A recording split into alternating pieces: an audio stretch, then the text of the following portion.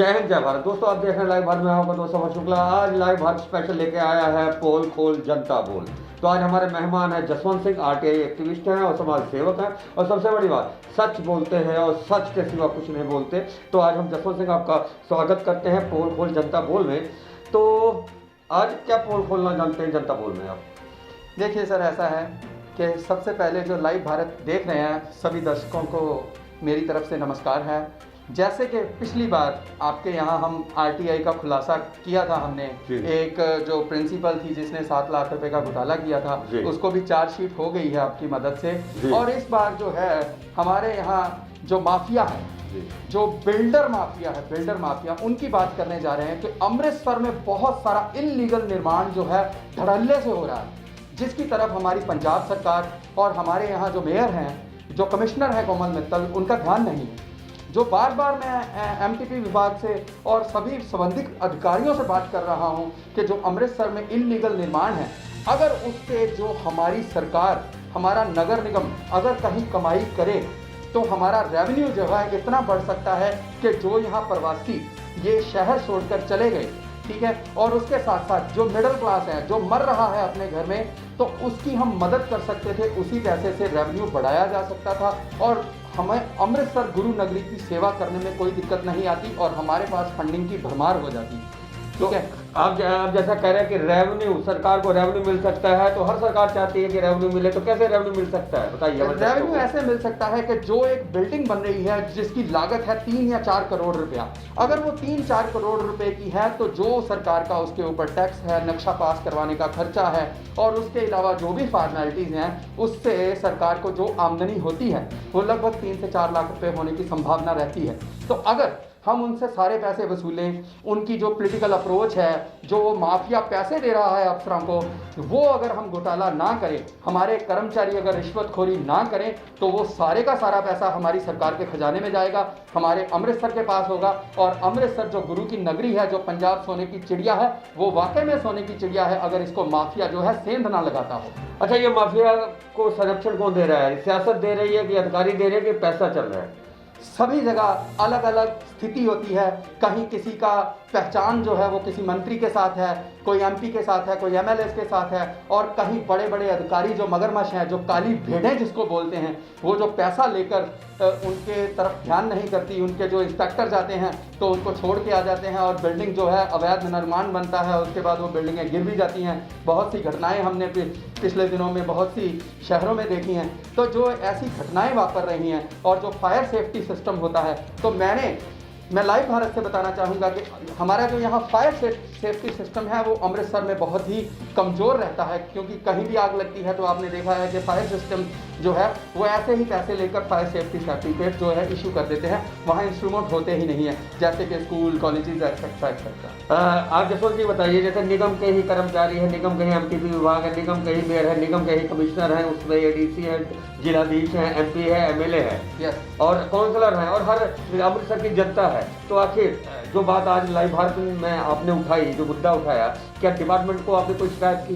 जी, 13 और 14 मार्च को मेरी विभागों से बात होती रही है और उसके पुख्ता सबूत हैं, वो न्यूज़पेपर में भी छपा था, वो सब अधिकारियों की नॉलेज में है। लेकिन पॉलिटिकल अप्रोच और पैसे की ताकत से मेरी आवाज़ को दबाने की कोशिश की गई और वो आवाज़ जो है वो अधिकारियों ने लॉकडाउन का फ़ायदा लेते हुए उसको दबा दिया और 3-4 महीने बाद मुझे आपके स्टूडियो में हाजिर होकर ये बात करनी पड़ी। सबसे बड़ा मुद्दा मैं आपको बता दूं, करप्शन है। और करप्शन इस तरह है, हम आपको बताते हैं लाइव भारत में करप्शन के हम कई मामले दिखाए। पहला मामला मैं बताता हूँ, इम्प्रूवमेंट ट्रस्ट के बगल में जो करोड़ों अरबों की जमीन है जिसमें ताला लगा है, सबसे बड़ा सवाल लाइव भारत ने उठाया था और कहा था कि ये सरकारी जमीन पे कैसे बन गई प्राइवेट बिल्डिंग, आज भी बिल्डिंग में ताला लगा है। हमने और भी मुद्दे उठाए, जैसे मैं आपको बता दूं, लॉरेंस रोड पे हमने बांसा सूट्स की बिल्डिंग का मुद्दा उठाया, लाइव भारत ने उठाया गुल्लू एक्सक्लूसिव की जो इमारत बन रही है, नक्शा पास नहीं है, एमपी विभाग ने हमारे कैमरे के आगे कहा। कुल मिला के हम आपको बता दें, शहर में एक जगह नहीं है, हर जगह शहर, पूरे शहर में अलग अलग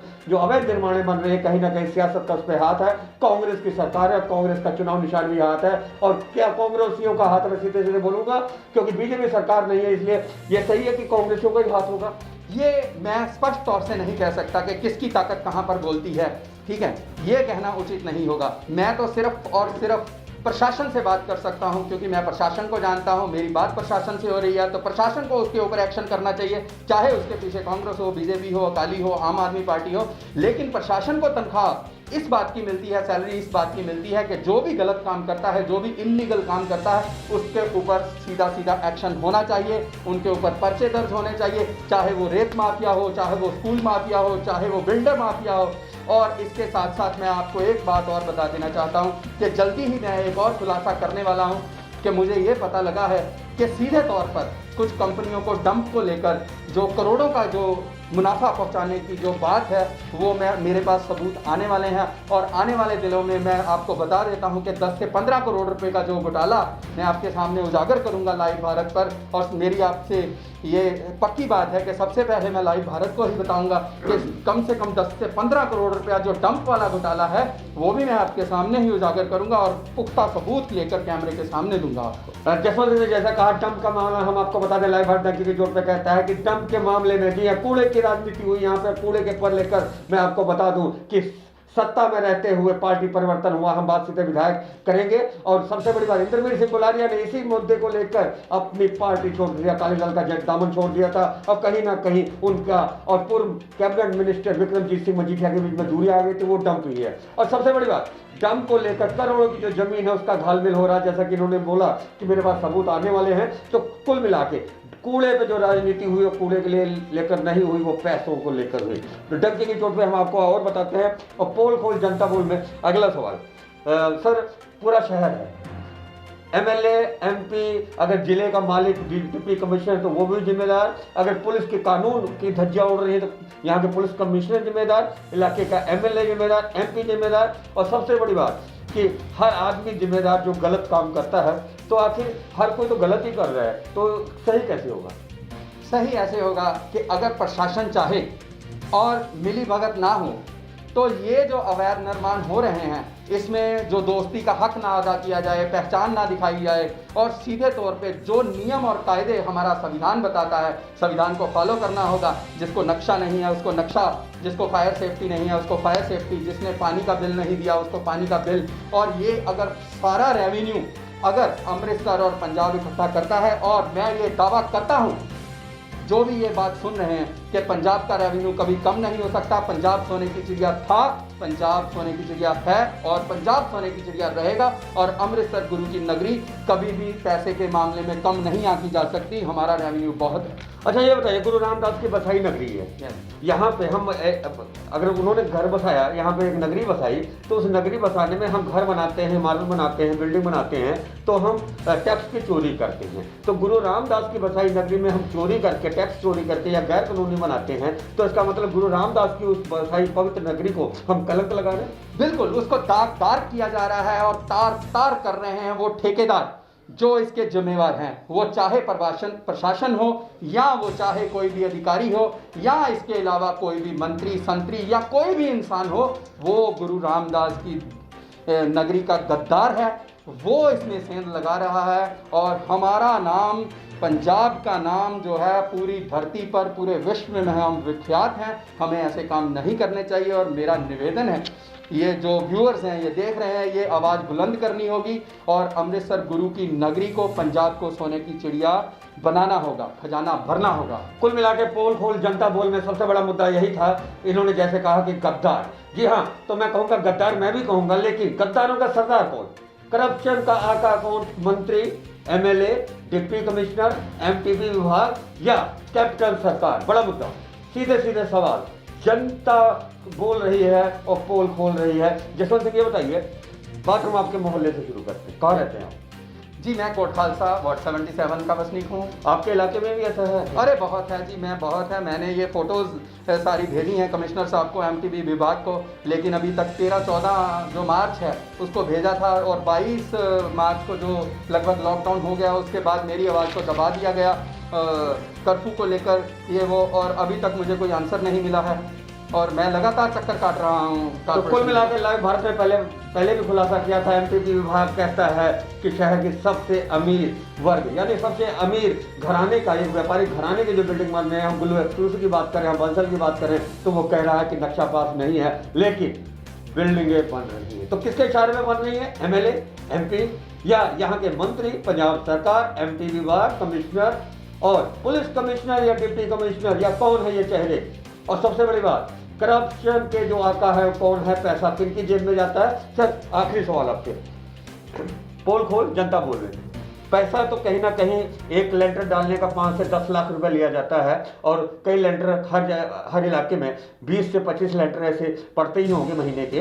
तो 1 करोड़ रुपया मान लो, 1 करोड़ रुपया एक इलाके से जाता है। मान लो हम वार्ड की बात करें तो 85 वार्ड हैं, तो कुल 85 वार्ड में 1 करोड़, एक इसका मतलब 85 करोड़ या 80 करोड़ या 50 करोड़ रुपया चूना लग रहा है हमें।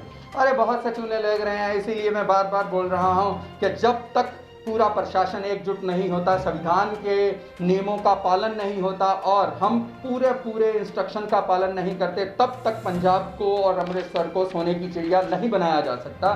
इसलिए हमें ये जो करप्शन है, ये जो माफिया है, वो चाहे किसी भी रूप में हो, वो घर घर में पहुंच रहा है, तो उस माफिया को नकेल डालने के लिए सरकार को सख्त कदम उठाने की ज़रूरत है। और जो काली भेड़ें हैं, जो बुरे अफसर हैं, जो इस बात को बढ़ावा दे रहे हैं, उन्हें कहीं ना कहीं इसकी सज़ा मिलनी चाहिए। अगर 1, 2, 4 को सज़ा मिलेगी तो इस पर नकेल जो है वो डाली जा सकती है। कुल मिला के पोल खोल जनता बोल में आज हमारे स्पेशल गेस्ट है जसवंत सिंह। अगर आप पोल खोल जनता बोल प्रोग्राम आपको अच्छा लगा और आप सच की आवाज़ बनना चाहते हैं तो हमें सब्सक्राइब करें और हमारे चैनल को फॉलो करें और ये वीडियो ज़्यादा से ज़्यादा शेयर करें, क्योंकि हमारी एक ही आवाज़ है कि हम सच कहेंगे, सच के सिवा कुछ नहीं कहेंगे। तो आप देख रहे थे लाइव भारत का स्पेशल शो पोल खोल जनता बोल। जसवंत सिंह आप हमारे स्टूडियो में आए, आपका बहुत बहुत धन्यवाद। सबका धन्यवाद। जय हिंद, जय भारत।